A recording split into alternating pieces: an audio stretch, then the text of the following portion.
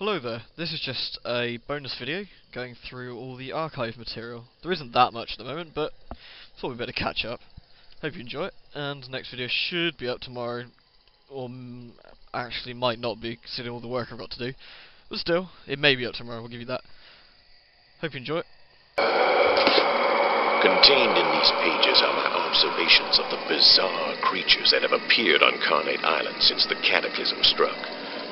The creatures emerge in a variety of ways, but many of them appear to come from within the island itself, as if the very earth of Carnate were poisonous and vile. Though I scarcely have time to keep a journal like this while trying to keep myself alive, my inquisitive nature forces me to write down what I see, in the hope that I might better understand it. But how can this unspeakable horror possibly be understood? It is as if Carnate's horrific sins, both past and present, are being brought to life in a pageant of death. Slayer. I first witnessed these creatures jumping out of the ground itself. Their heads were detached from their torsos, held aloft by hideous contraptions.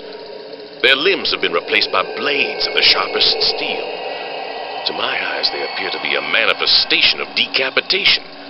Yet it seems improbable anyone ever had their head chopped off in Abbott. I suppose on Carnate anything is possible. I have dubbed these monstrosities Slayers. Marksman. Based on the battery of rifles attached to its back and the blindfold around its head, this marksman appears to be the reincarnation of a military firing squad. Abbott was originally a POW camp during World War II, so it seems likely they would have had executions of that sort. Indeed, there are stories of a rogue colonel who was to be court-martialed, but instead took his own life. Perhaps he is connected to these abominations. Mainliner. In the 1970s, lethal injection was introduced as the most humane means of state-sanctioned killing. To date, 25 such procedures have taken place in Abbott. This creature, I call him the Mainliner, appears to suffer with every move he makes. Perhaps the mixture of sodium pentothal, pancuronium bromide, and potassium chloride in his veins is not to his liking. The numerous needles jabbed into his body cannot help his disposition. Nooseman. Not only is this Nooseman dead from being hung by the neck, but he also appears to have had his skin removed. I wonder if these creatures are tied to the legendary story of the inmates who, outraged by the death of fellow workers in a quarry mining accident, hung and skinned 5 COs.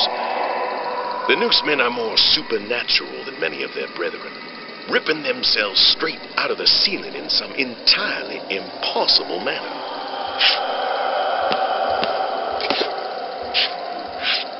Abbott State Penitentiary. Originally built as part of Fort Malison to house German POWs during World War II, it was taken over by Maryland following the war and converted into Abbott State Penitentiary.